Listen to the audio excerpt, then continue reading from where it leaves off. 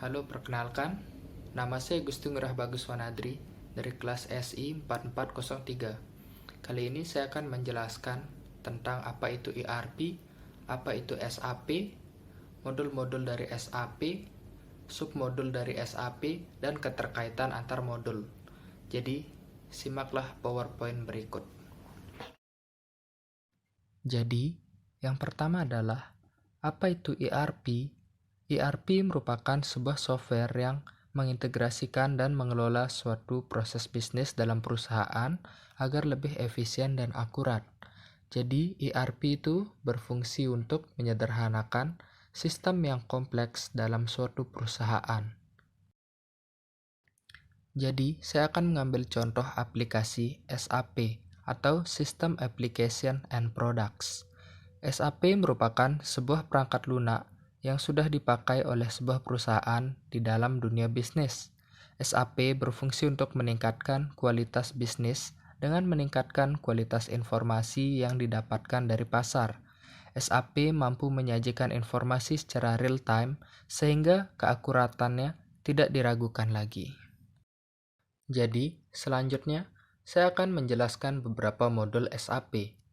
Yang pertama, Financial Accounting.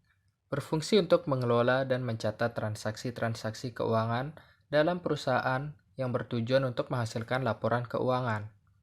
Yang kedua, Sales and Distribution. Berfungsi untuk meningkatkan efisiensi dan aktivitas operasional perusahaan yang berkaitan dengan pesanan pembeli. Yang ketiga, Human Resource. Berfungsi untuk mengatur sumber daya manusia dalam perusahaan seperti rekrutmen SDM dan perencanaan SDM. Yang keempat, Production Planning.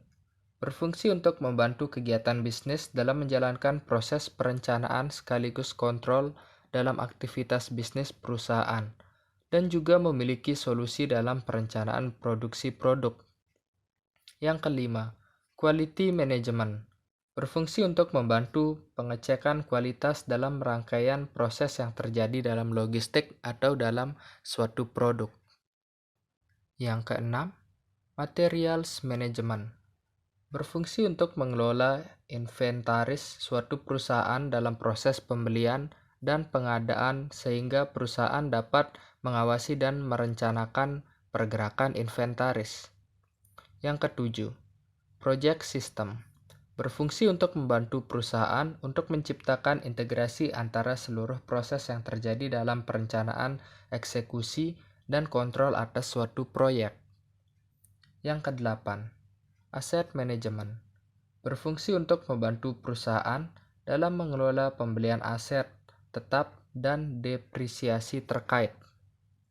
Yang kesembilan, Controlling.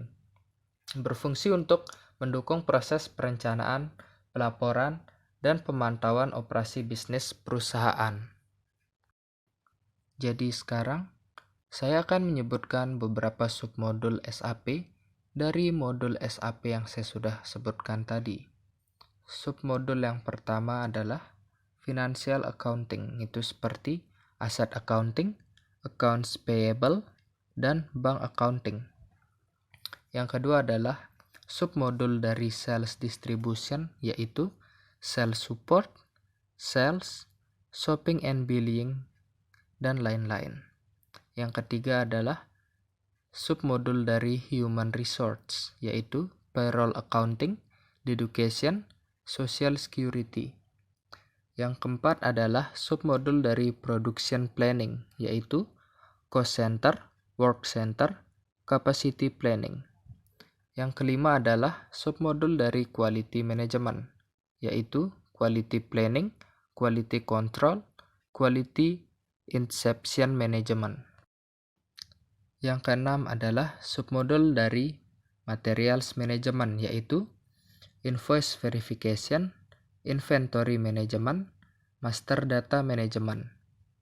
Yang ketujuh adalah submodul dari Project System, yaitu Payment, Simulation, Handling Project.